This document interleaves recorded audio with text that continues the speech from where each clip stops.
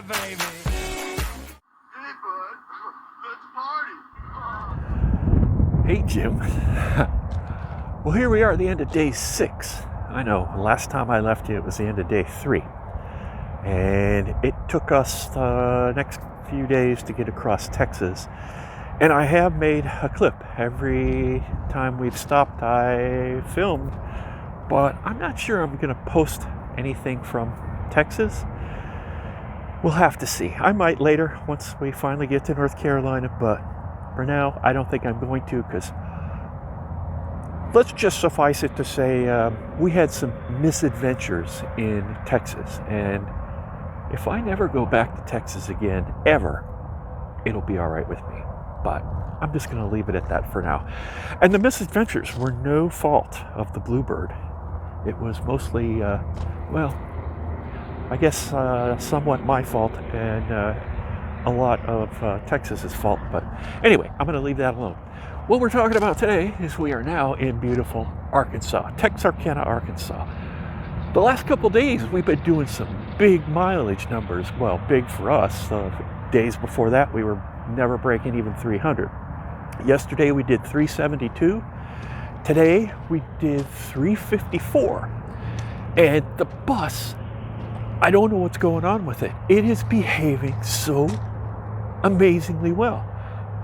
It's getting more and more powerful. It's steering much better. It's always going to wander. I mean, come on, it's a Wanderlodge, but it is getting so much faster. When I drove this thing last October to Tucson and back, it was a handful. It was wandering everywhere. It tramlined like crazy. It would barely do 62, and it was much happier at 55. The last few days, it started to be happy going faster. And a couple days ago, I was starting to tickle 65 sometimes and go, oh, wonder why, what's happening? Today, I filled up this morning and I was doing 70. I was keeping up almost with the trucks. And I'm trying to figure what's going on with this thing. So here's my theory. And any of you guys that have a better theory, I'm all ears. But my theory is what's happened is my beautiful wife, Shannon, worked for the guy that originally owned this bus. And she worked for him like 30 years ago. And he used to take it on day trips. So he would maybe drive it for 4 or 5 hours one way someplace and stay for a little while and then come back. But usually it was just like out to the beach, an hour away from where he lived. So I don't think it ever really went on a super long haul trip like this. I know it has at least a 100-gallon tank. And a couple of you guys have mentioned it might have a 150-gallon tank.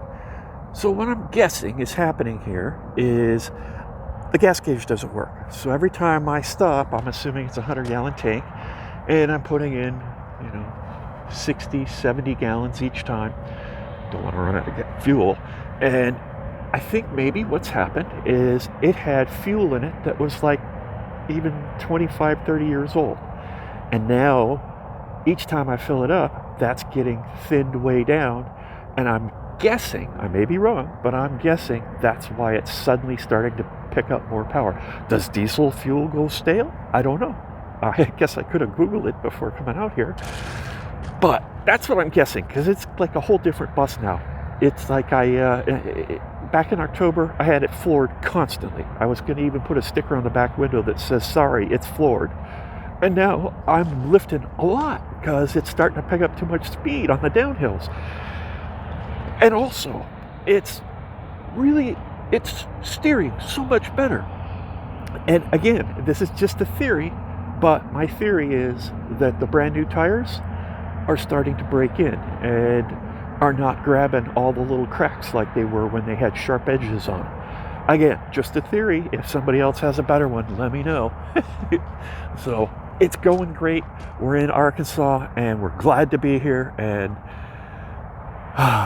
maybe I'll tell you guys about our Texas adventure one of these days. But for now, I'm going to leave it at that and just post a quick little clip here, a little update. We're still moving east and happy to be in Arkansas.